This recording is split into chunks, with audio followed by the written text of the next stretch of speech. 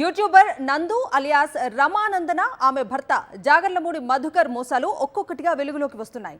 Nandu's world పేరుతో గుర్తింపు పొందిన జాగర్లమూడి మధుకర్ రమానందన దంపతుల ఉద్యోగాలు వీసాల పేరుతో కోట్ల రూపాయలు వసూలు చేసి మోసం చేశారని ఆరోపణలు వినిపిస్తున్నాయి. నమ్మకాన్ని ఆయుధంగా మార్చుకొని కలలను క్యాష్గా చేసుకున్నారని బాధితులు ఆవేదన వ్యక్తం చేస్తున్నారు. యూకేలో వీసాలు జాబ్ల పేరుతో మోసాలకు తెరతీశారు జాగర్లమూడి మధుకర్. తన భార్య రమానందనకు సోషల్ మీడియాలో ఉన్న ఫాలోయింగ్ను మోసాలు చేసేందుకు వాడారు. యూకేలో కన్సల్టెన్సీ సంస్థను ఏర్పాటు చేసి దందా మొదలుపెట్టారు జాగర్లమూడి దంపతులు.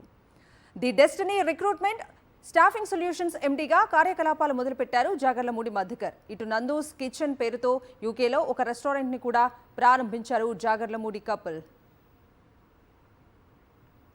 The destiny recruitment staffing solutions కు తెలుగు రాష్ట్రాల్లో ఆఫీసులు తెరిచినట్లుగా బాధితులు చెబుతున్నారు.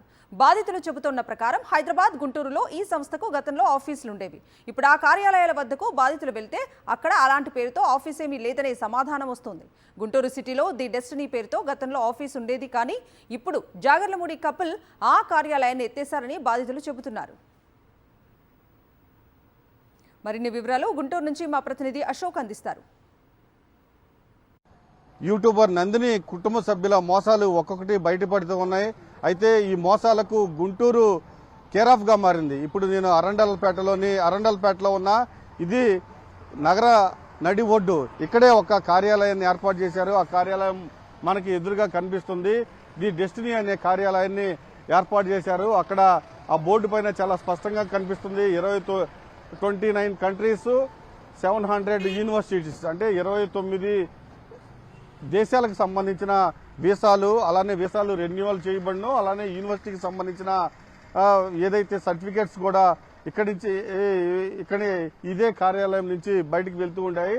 అయితే దాదాపు ఇదే కార్యాలయం నుంచి భారీ స్థాయిలో బాధితులు ఉన్నారని తెలుస్తూ ఉంది. ఈ గుంటూరు చుట్టుపక్కల జిల్లాలకు సంబంధించి వీసా రెన్యువల్ చేయాలంటే ఇక్కడ ఈ కార్యాలయంలోనే సంప్రదించేవాళ్లు. ఈ కార్యాలయంలో నందు తండ్రి మోహన్ రావు ఉండేవాళ్ళు. మోహన్ రావు ది డెస్టినీ ఒక బోర్డు ఏర్పాటు చేసి ఇక్కడే గుంటూరులోనే, ఆంధ్రప్రదేశ్లో గుంటూరులో మాత్రమే ఈ కార్యాలయం ఉంది. ఇక్కడి నుంచి ఆంధ్రప్రదేశ్లో ఈ చుట్టుపక్కల జిల్లాల నుంచి భారీ స్థాయిలో ఎవరన్నా విదేశాలకు వెళ్లాలన్నా, ఎవరన్నా విదేశాల్లో ఉద్యోగాలు కావాలన్నా ఇక్కడి నుంచే కార్యకలాపాలు నిర్వహించేవాళ్లు. పెద్ద ఎత్తున డబ్బులు తీసుకుని పూర్తి స్థాయిలో వాళ్ళకి పంగనామాలు పెట్టినట్టు కూడా పెద్ద ఎత్తున ఆరోపణలు వినిపిస్తూ ఉన్నాయి. ఇదే నేపథ్యంలో ఇబ్రహీంపట్నానికి చెందిన మామిళ్లపల్లి శివ క్రాంతి పరిస్థితి కూడా ఇదే. పూర్తిగా యూకేలో ఆయన వీసా రెన్యువల్ కావాల్సి ఉంది, కానీ ముగ్గురిని సంప్రదించారు.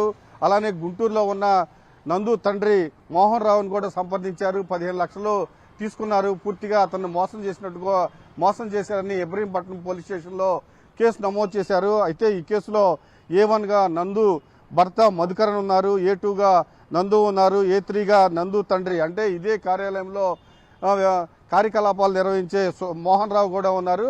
అయితే ఎప్పుడైతే కేసు నమోదైందో అప్పుడే ఇక్కడి నుంచి వెళ్లిపోవడం కూడా జరిగింది. ఆయన పరారీలో ఉన్నట్టు మనకు తెలుస్తూ ఉంది. దాంతో పాటుగా ఏదైతే ఈ ఆఫీస్ను ఏడాది క్రితమే మూసేశారని కూడా స్థానికులు చెబుతున్నారు. కానీ మూసేయక ముందు పెద్ద ఎత్తున కార్యకలాపాలన్నీ ఇక్కడి నుంచే నిర్వహించేవాళ్లు. భారీ స్థాయిలో చాలా మంది బాధితులు ఉన్నారు. చాలా మంది బాధితుల దగ్గర లక్షలు వసూలు చేశారని గుంటూరులో పెద్ద ఎత్తున ప్రచారం జరుగుతూ ఉంది. కెమెరామెన్ నవీన్తో అశోక్, సాక్షి టీవీ, గుంటూరు. మరిన్ని అప్డేట్స్ కోసం ఛానల్ ను సబ్స్క్రైబ్ చేయండి. నోటిఫికేషన్స్ కోసం బెల్ ఐకాన్ పై క్లిక్ చేయండి.